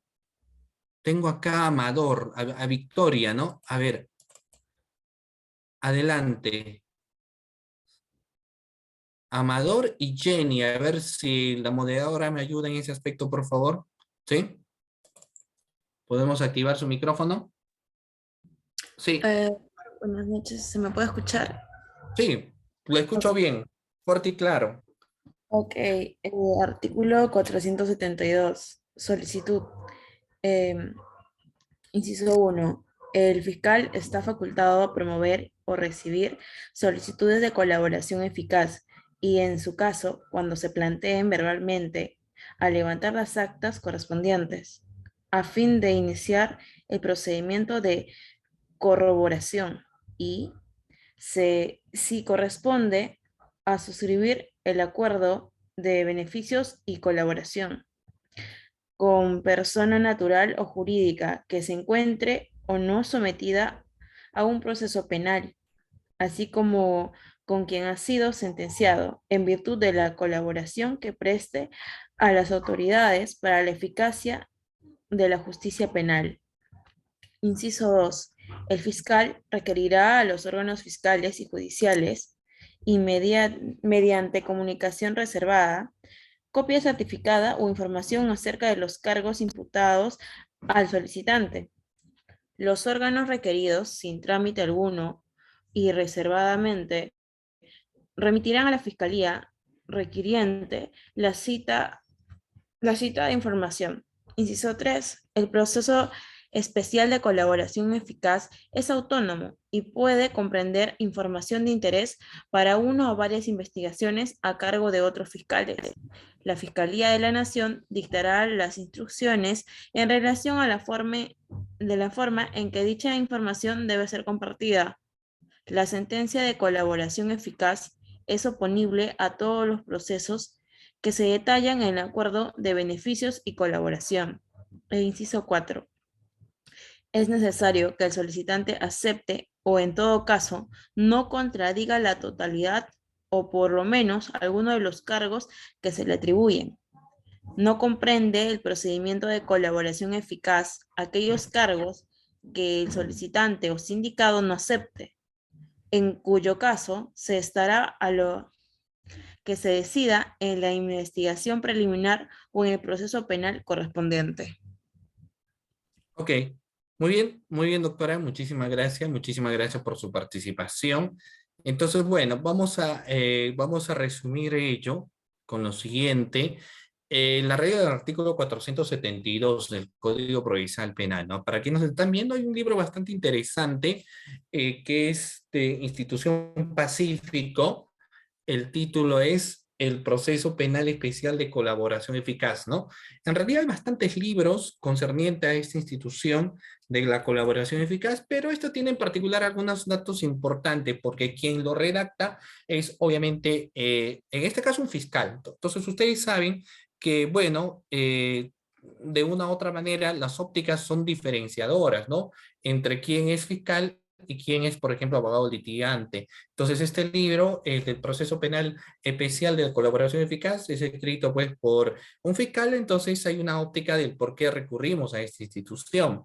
¿Por qué se recurre? Primero, antes era optativo, es decir, el fiscal, si lo consideraba necesario, recurría a una institución como la colaboración eficaz. Hoy en día es diferente porque el fiscal está obligado a promover la institución de la colaboración eficaz. ¿Qué significa?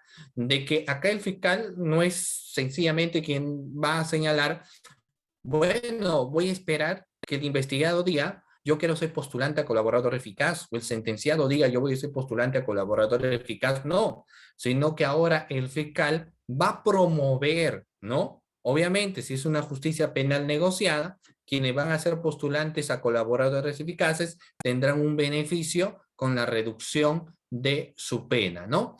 ¿Quiénes acogen a colaboradores eficaces? Cualquier persona. Por ejemplo, antes no podrían acogerse a la colaboración eficaz lo que eran los jefes o los cabecillas de una organización criminal.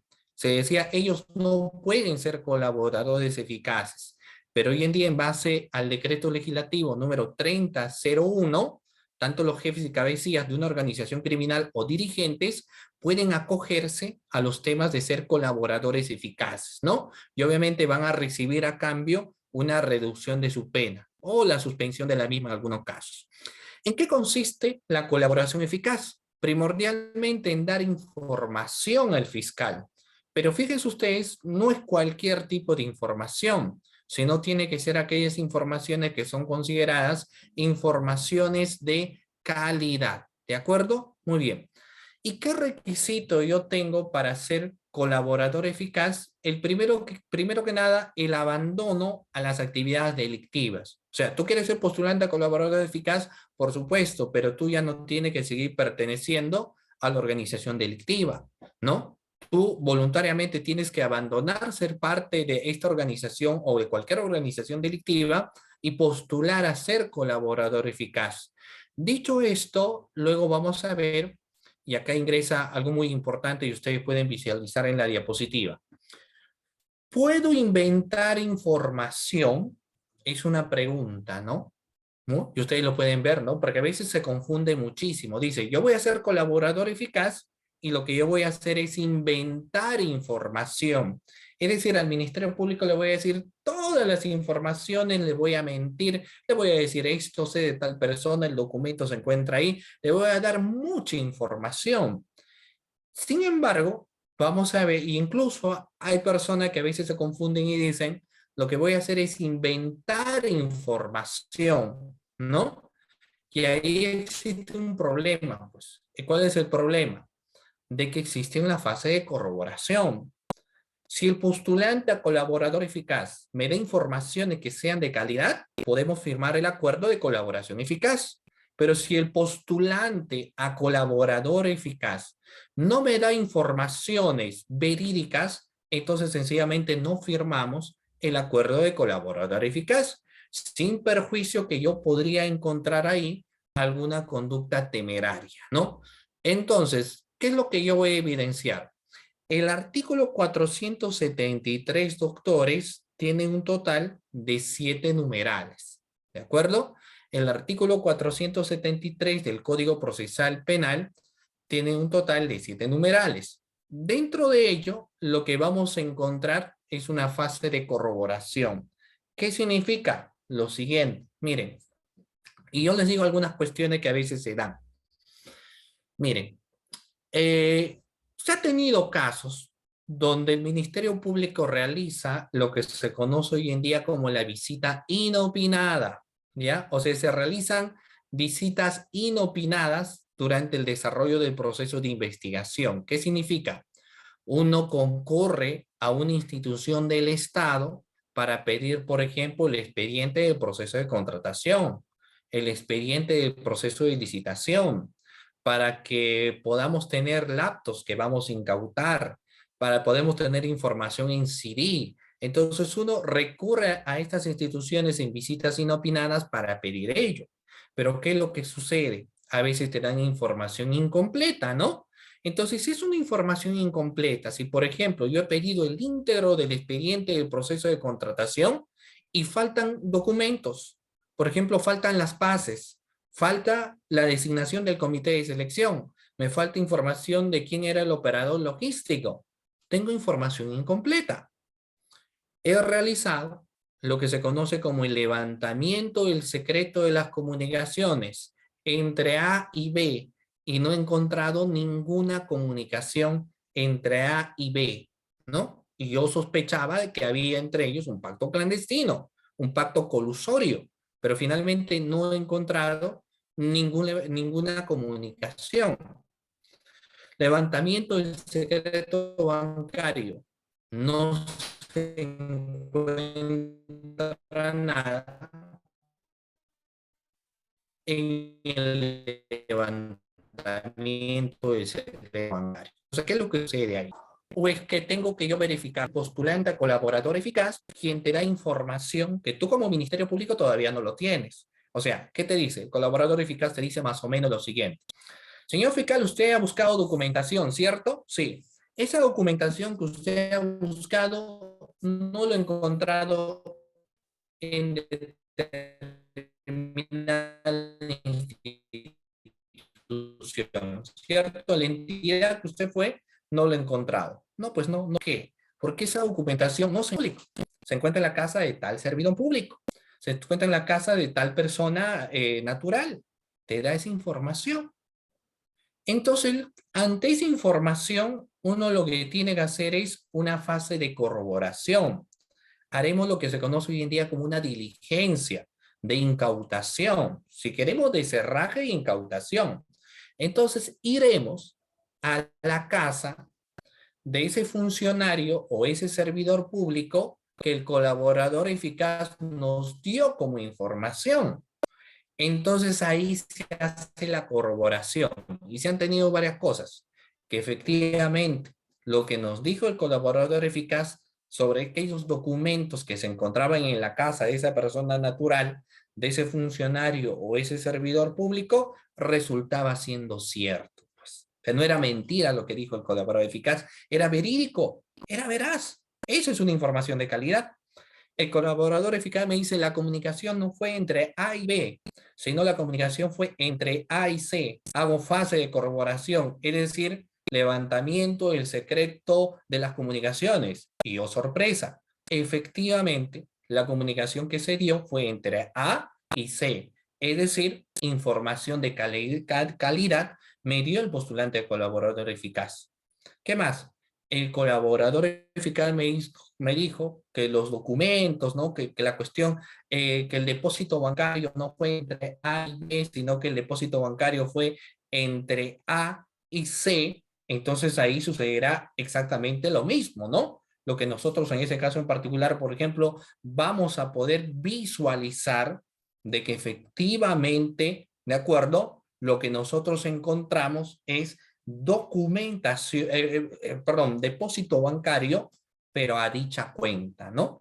Entonces, toda información que da el colaborador eficaz tiene que estar debidamente corroborada, ¿no?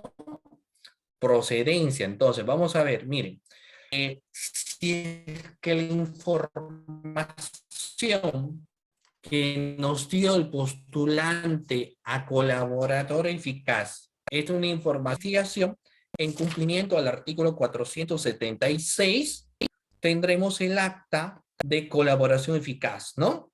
Pero también nosotros podemos denegar a quien postuló a ser colaborador eficaz cuando la información que nos dio no es una información real, cuando la información que nos dio no es una información suficiente, cuando la información que nos dio ya es una información que nosotros teníamos. Entonces, si eso evidenciamos, se le deniega ser colaborador eficaz. Erga omnes, obviamente, si nosotros sí tenemos información que nos ayuda a nuestro caso, entonces sí se firma el acta de colaboración eficaz, ¿no? Ahora, se entiende que esto es reservado. Cuestión aparte es cuando a veces se filtra información y se tiene en cuenta de quiénes son, pues, colaboradores eficaces, ¿ya? Muy bien, dicho esto, ya para ir cerrando, voy a ir aquí rápidamente, ¿no? Solo esto para mencionarlos, ¿no? El principio de oportunidad.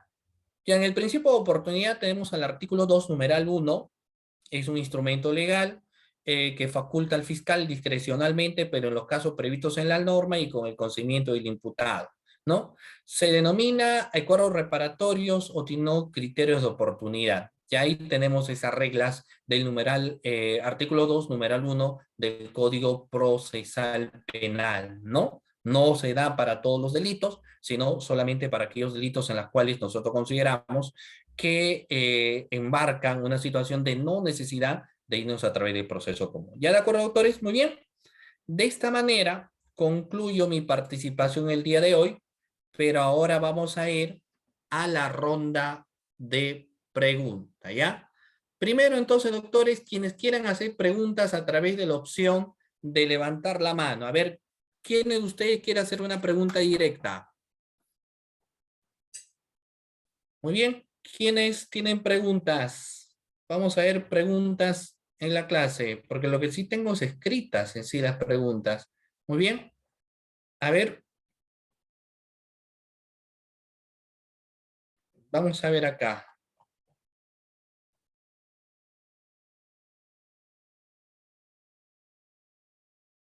Muy bien, a ver, vamos a ver acá.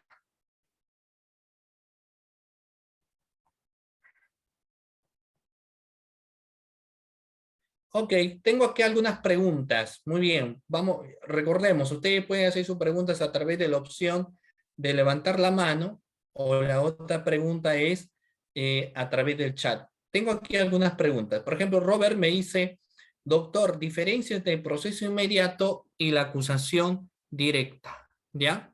Primero eso. Esa es una primera pregunta que me hace Robert, ¿no?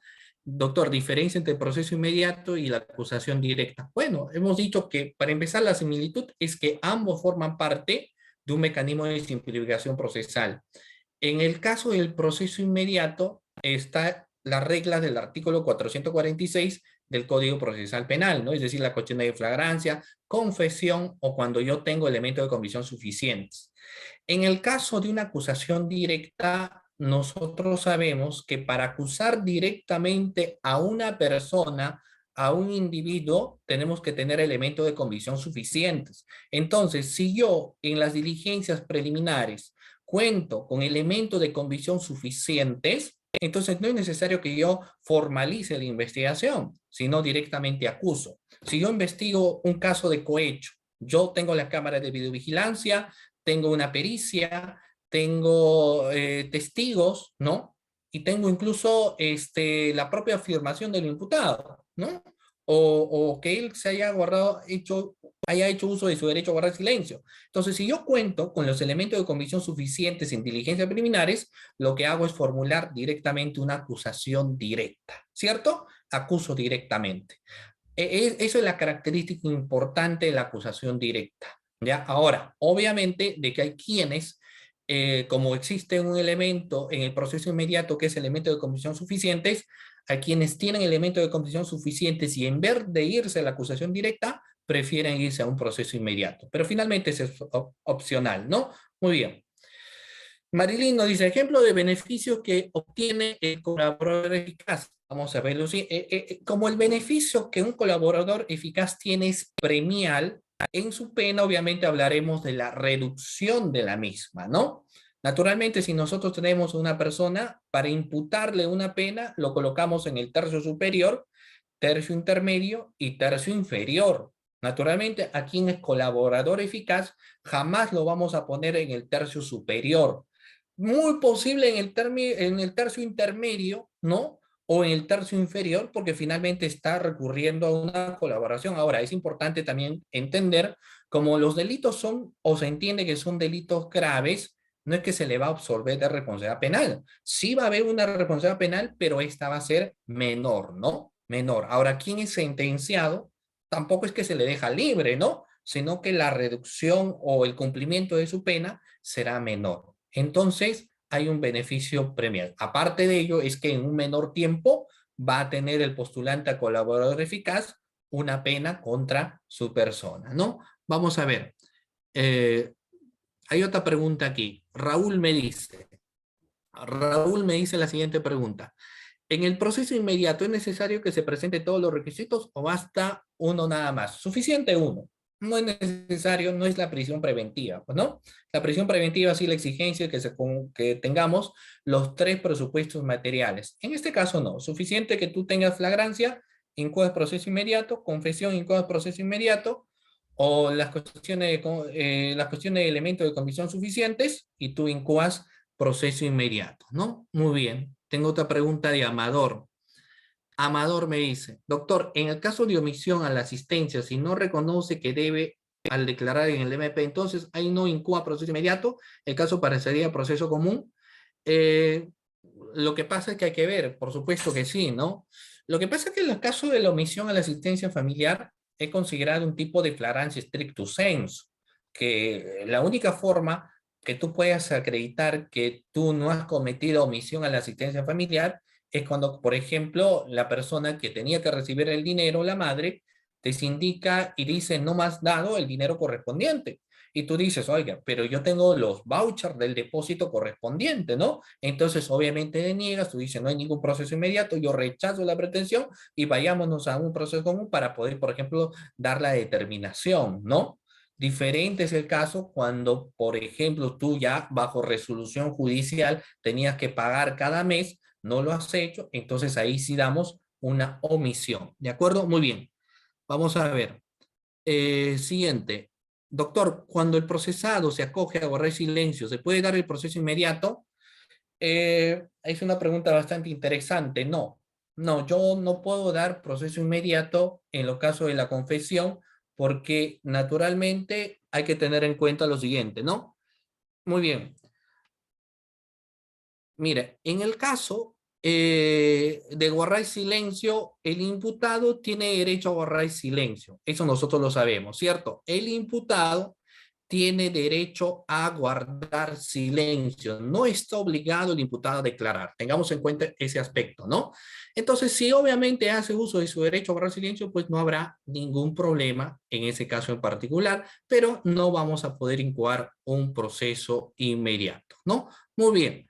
Ejemplo para sacar la conclusión anticipada de juicio, que tú aceptes la responsabilidad penal. El fiscal dice que tú eres autor del hecho delictivo, lo que tú tienes que hacer sencillamente es aceptar la responsabilidad penal de tu participación para que se dé pues esas vías de la incoación del proceso inmediato. Muy bien, doctores, yo les voy a invitar a que puedan encender por favor su cámara, ¿sí?